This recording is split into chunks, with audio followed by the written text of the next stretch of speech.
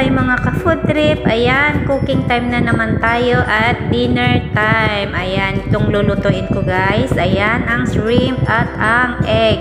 Scrambled egg with shrimp ang recipe ko guys. Ayan din ang salmon, minced garlic, at syempre ang squid. Ayan, cut into pieces na siya. Isasawag ko dito sa broccoli.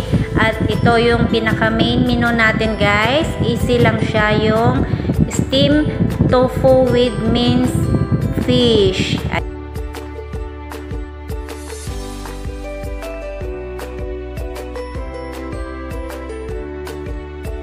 Let's start cooking na tayo guys.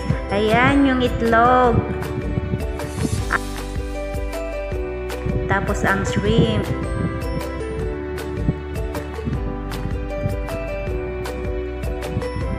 Siyempre, nilagyan natin ng konting asin guys, pampalasa din ng ating lulutuing itlog.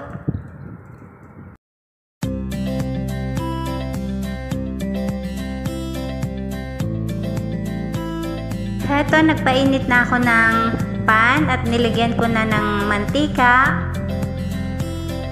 Tapos, ready to fry ng ating shrimp.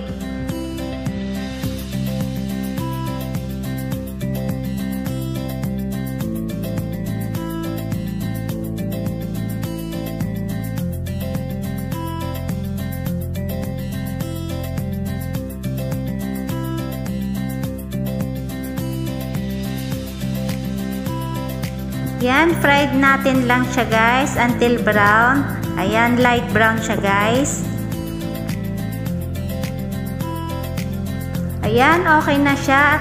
Pwede na nating ilagay ang ating itlog.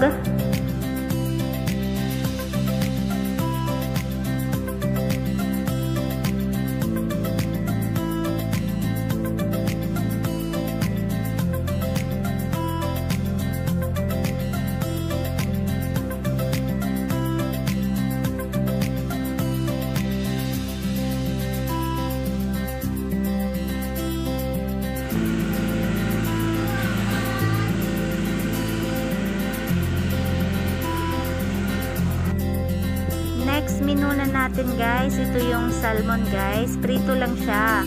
Ayan, wipe muna natin yung salmon para sa excess na water. Tapos, nilagyan ko din siya ng konting asin, pampalasa din siya.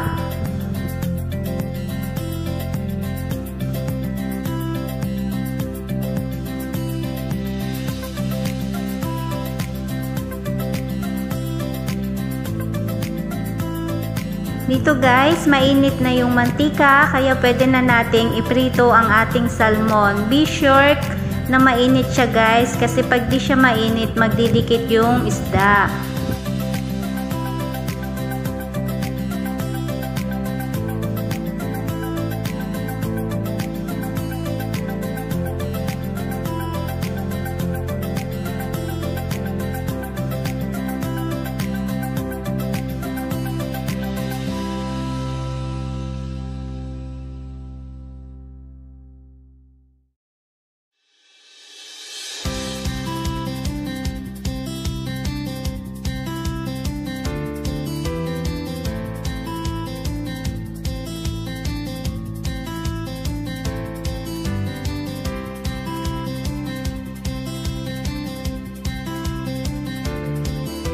Next na tayo guys, ayan ang squid, minced garlic at ang broccoli. Ayan, stir fried lang din natin naman sila guys.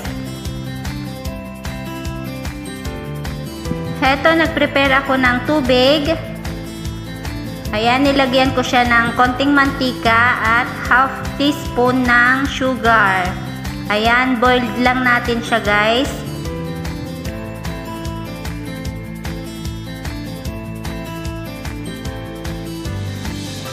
Ayan, kumulo na siya guys, kaya pwede na nating ilagay yung broccoli. Ayan, blanch muna natin siya guys.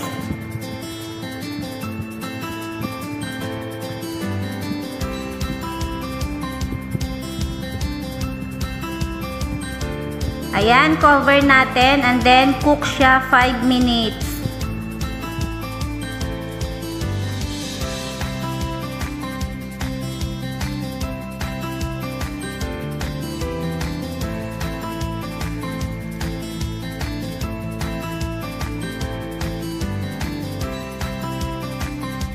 ito, after 5 minutes, okay na siya.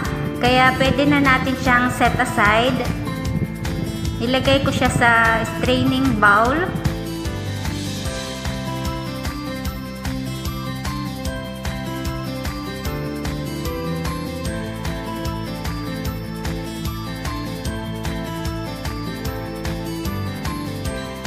Next na natin yung squid guys. Ayan, stir fry lang din naman natin siya.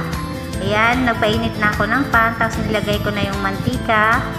At then, salt natin yung garlic. Ayan, salt natin hanggang lumabas yung fragrance niya. Medyo maging crispy yung ating garlic.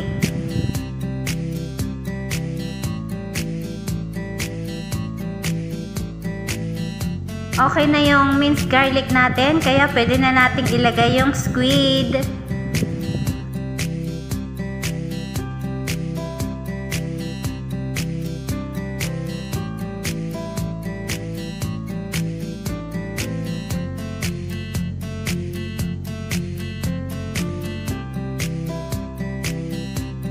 Ayan, mix lang natin siya guys until maging ganito yung kulay. Ayan, ang nilagay kong pampalasa niya guys ay ang oyster sauce. Ayan, nilagyan ko siya ng 1 tablespoon ng oyster sauce.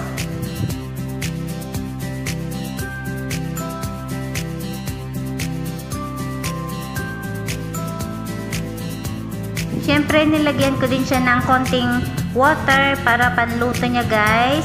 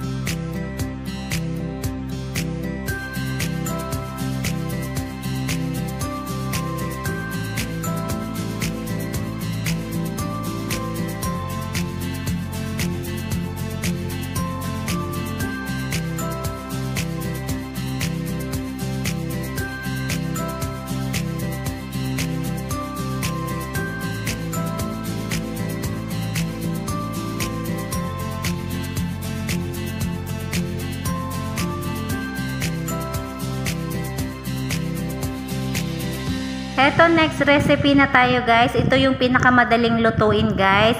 Ito yung tofu with minced fish. Ayan, isang medium size na tofu. Ang binili ko guys worth $5 and then $10 lang yung minced fish. Ayan, in the boiling water, yan, kumukulo yung tubig. Ilagay lang natin siya guys and then cook for 5 minutes. Ayan, luto na siya guys. It's optional lang naman kung anong ilalagay nyong pampalasa din, light soy sauce or yung seasoning na isa